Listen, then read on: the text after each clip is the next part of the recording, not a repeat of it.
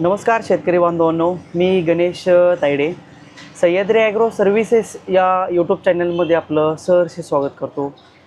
शेतकरी बांधवांनो, आज आपण चर्चा करणार आहे आपण कोणतं पोटॅश वापरलं पाहिजे। पीडीएम पोटॅश वापरलं पाहिजे, एमओपी वापरलं पाहिजे, त्याचबरोबर एसओपी वापरलं पाहिजे आणि त्याचबरोबर एमओपी पोटॅश जे आता मार्केटमध्ये नवीन आलेलं आहे। तर त्याविषयी आज आपण सविस्तर चर्चा करणार आहे आणि आपण कमी खर्चामध्ये घरी पोटॅश कसा बनवू शकतो त्याविषयी शेवटी मी तुम्हाला सांगणार आहे। त्याआधी तुम्ही चॅनलला जर नवीन असाल तर चॅनलला सबस्क्राईब करून घ्या आणि व्हिडिओ शेवटपर्यंत जरूर बघा।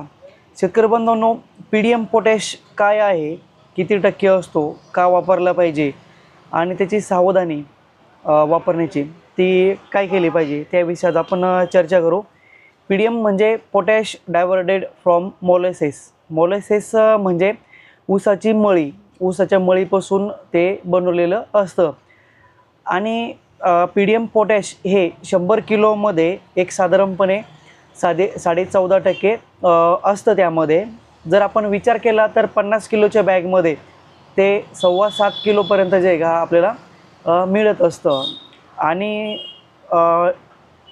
पीडीएम पोटॅश हे भारतामध्येच तयार केलं जात असतं समजा। त्यामुळे ते विदेशामधून किंवा मग ते विदेशात चलनामधून जे का ते घेतलेलं नसतं।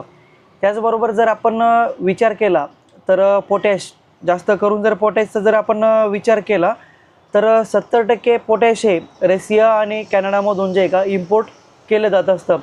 त्यामुळे पोटॅशचे जे रेट आहे ते गगनाला जे का पोचलेली आहे, रेट वाढलेली आहे समजा।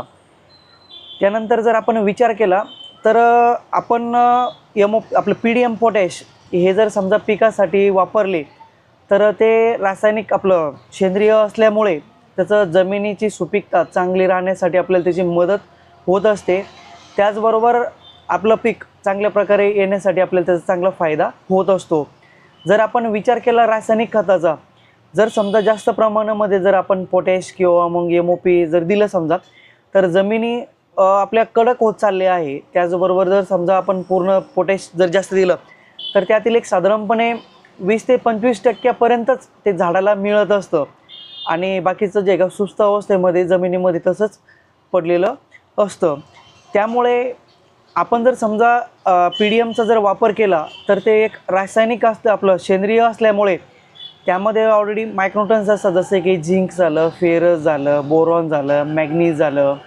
हे जे सूक्ष्म अन्नद्रव्य आहे समजा ते ऑलरेडी त्या पोटॅशमध्ये असतात आणि त्याच्या तुलनेमध्ये आपण एमओपीच्या तुलनेमध्ये जर आपण विचार केला तर एमओपीचं 100 किलोमध्ये एक साधारणपणे 60% पोटॅश असतं आणि आपण जर समजा एक बॅगचा जर विचार केला आपण तर एमओपीच्या एका बॅगमध्ये आपल्याला 30% जे का आपल्याला ते पोटॅश मिळत असतं आणि पीडीएम पोटॅश हे जर आपण विचार केला तर 100 किलोच्या बॅगमध्ये एक साधारणपणे 14.5 किलोपर्यंत असतं आणि 50 किलोच्या बॅगमध्ये जर आपण विचार केला त्याचा तर एक साधारणपणे 7.25% 50 किलोच्या बॅगमध्ये जे आहे का पीडीएमचं जे आपलं पोटॅश जे आहे का ते राहत असतं।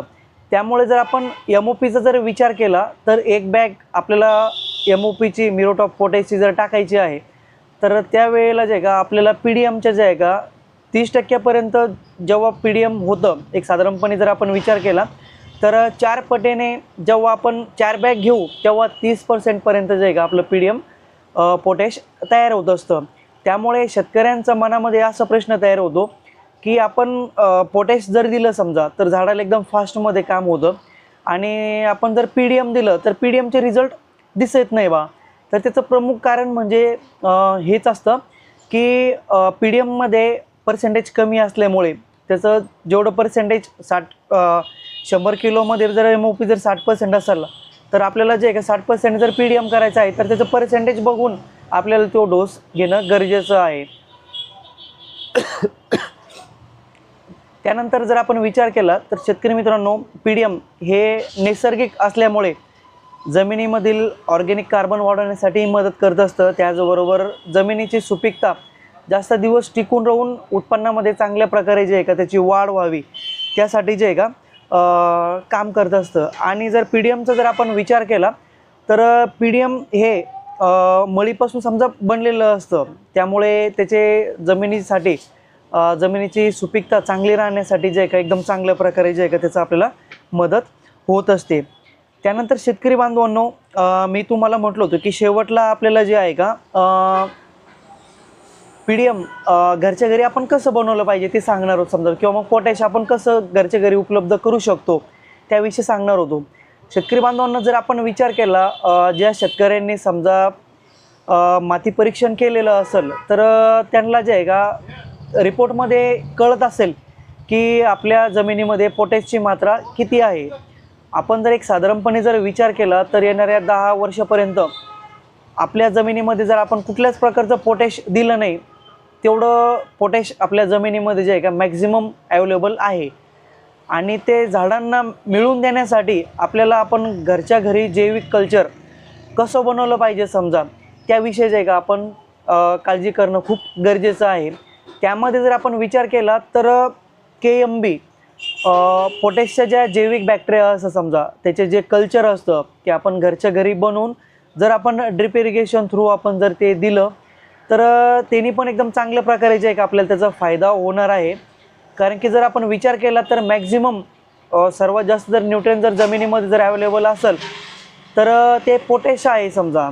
पण आपण एक्सेस पोटॅश जास्त पोटॅश देत असतो, त्यामुळे जर समजा आपल्याला आपल्या जमिनीमधील पोटॅश झाडाला जर मिळून द्यायचं असेल तर आपल्याला जैविक बॅक्टेरियांचा वापर करणं खूप गरजेचं आहे. त्यामध्ये जर आपण विचार केला तर NPKच्या ज्या कॉन्सर्शिया मिळत असतात, नायट्रोजन, फॉस्फरस, पोटॅशियमच्या ज्या बॅक्टेरिया मिळत असतात समजा, त्यांचा जर आपण वापर केला तर एकदम चांगल्या प्रकारे जे आहे का आपल्याला त्याचा फायदा होऊ शकतो, खर्चामध्ये बचत होऊ शकते.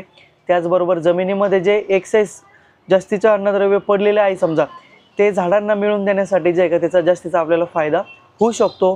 हे केल्याने आपल्या खर्चामध्येही बचत होऊ शकते. त्याचबरोबर जमिनीची सुपीकता वाढवण्यासाठी चांगल्या प्रकारे त्याचा फायदा होऊ शकतो. शेतकरी बांधवांनो, तुम्हाला हा व्हिडिओ कसा वाटला हे कमेंटमध्ये जरूर कळवा.